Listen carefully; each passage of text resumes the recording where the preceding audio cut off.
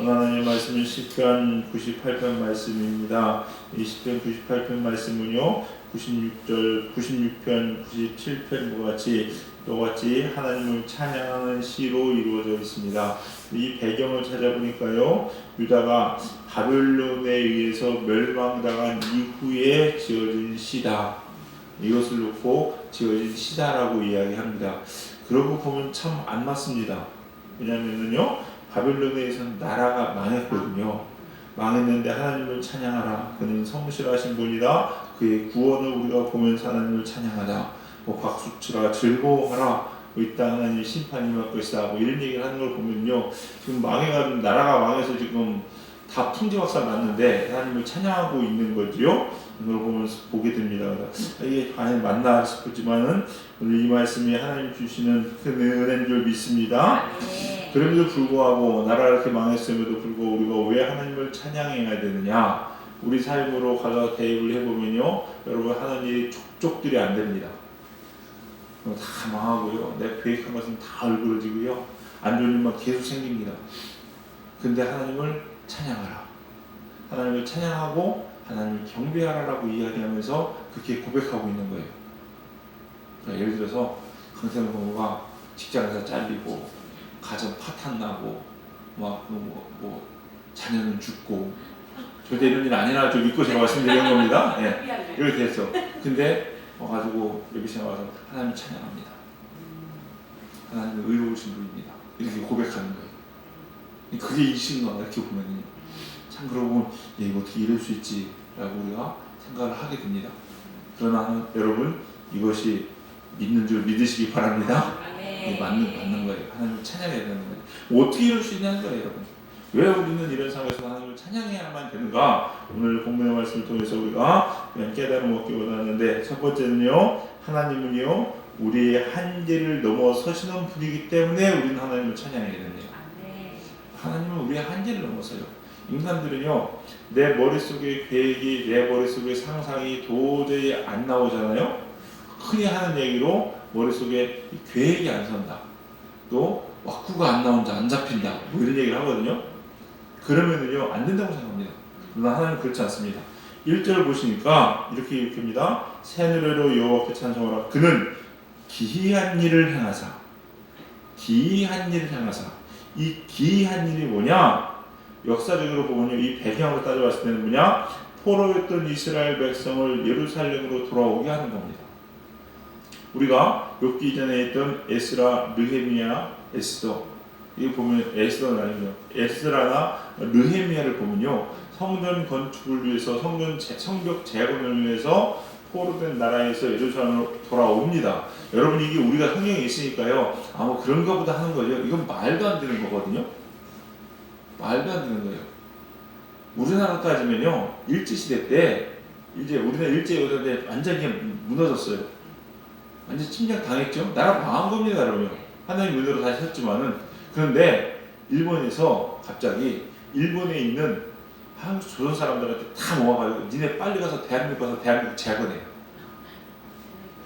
이거하고 똑같은 거예요, 여러분요. 말도 안 되는 얘기예요, 여러분. 상상할 수 없는 얘기입니다. 이런 일을 누가 하시느냐? 하나님 하시는 겁니다.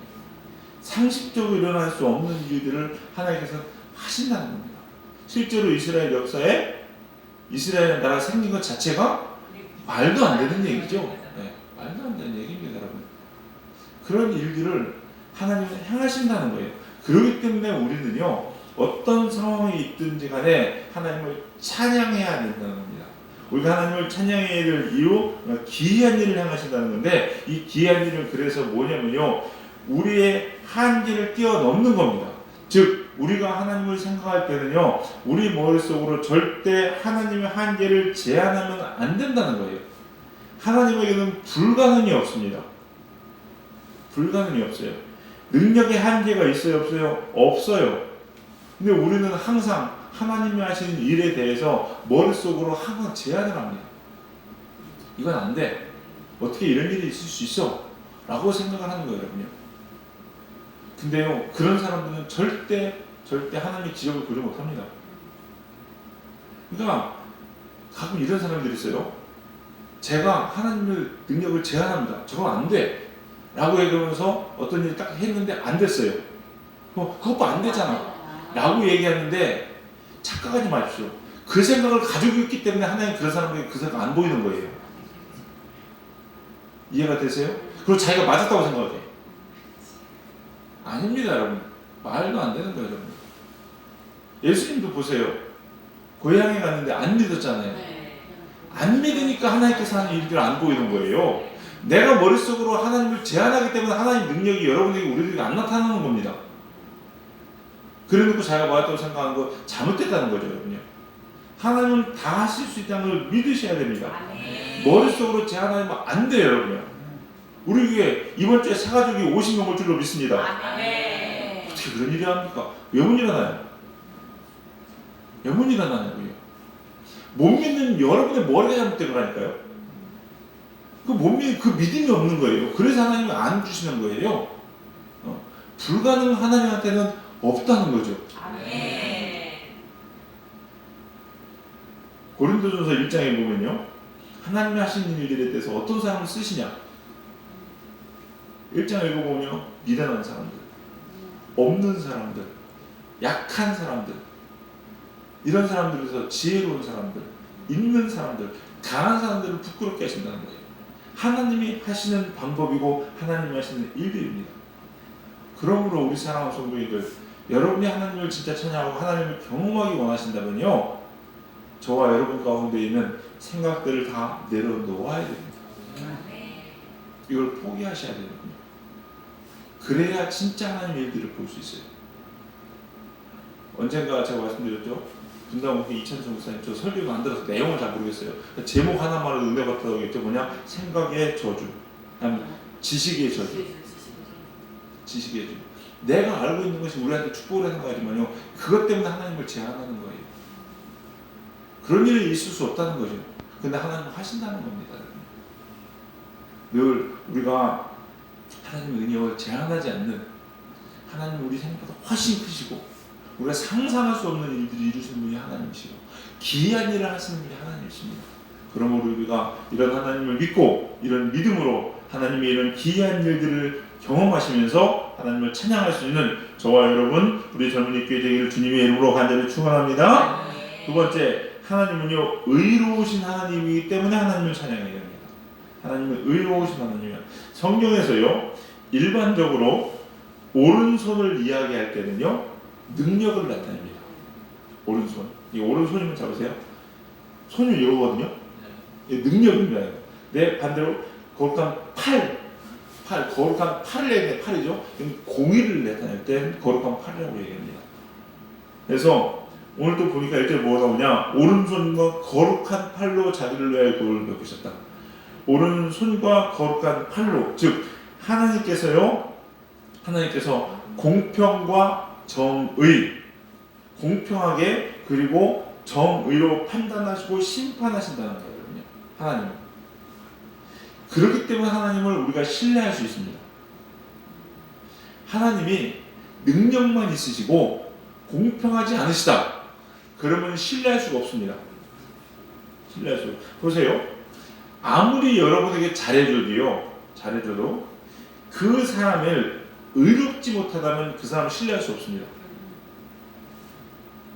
아무리 강성성한테 막 그냥 너무 잘해줘, 막 그냥 말도 안 되게 잘해줘, 그냥 다 아낌없이 다 줘. 근데 이 사람은 의로운 사람이 아니야. 믿을 수 있을까 없을까요? 못 믿습니다. 왠지 아세요? 언제 돌아설지 모르기 때문에.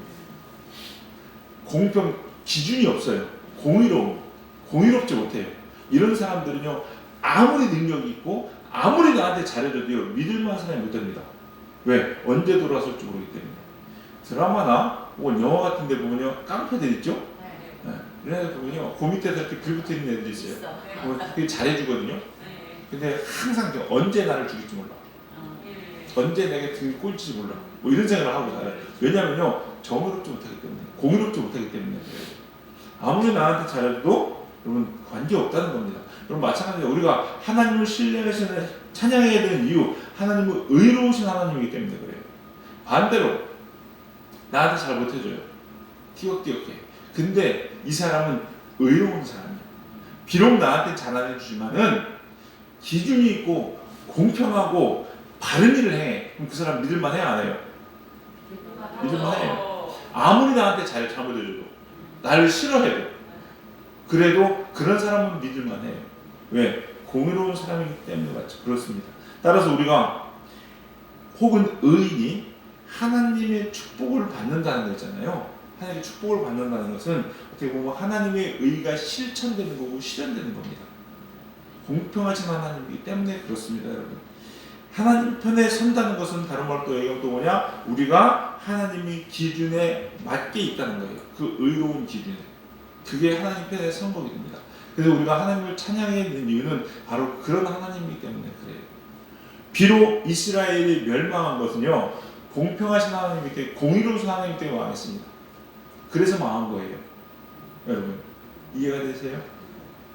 공의롭지 않으신 분이면요, 이스라엘이 죄를 져도요, 그래도 내가 그냥 돌봐줘요. 공의로운 게 아닙니다, 여러분.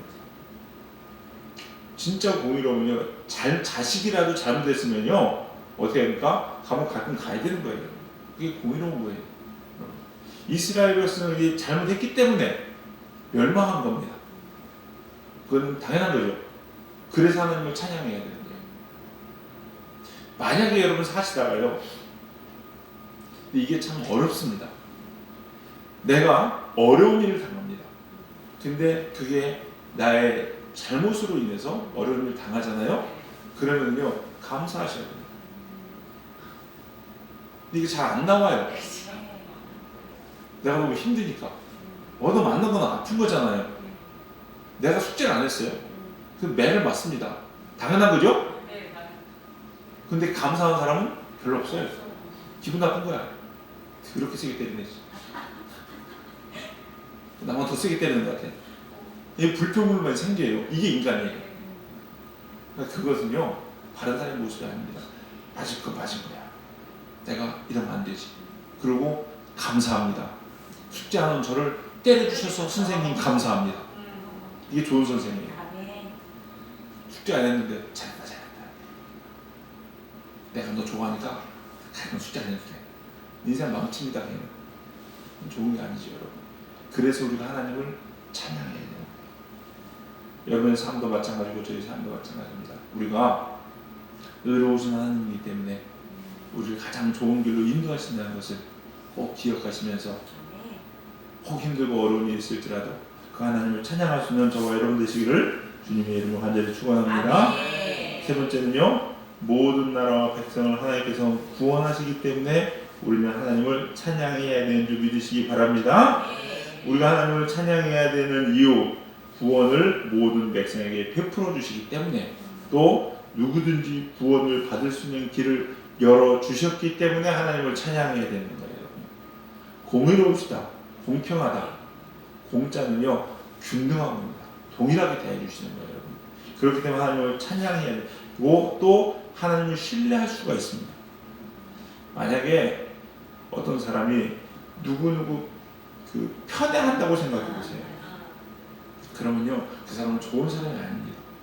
하나님은요, 악인에게도 구원의 길을 열어주시고 잘못한 사람에게도 구원의 길을 열어주시는 겁니다.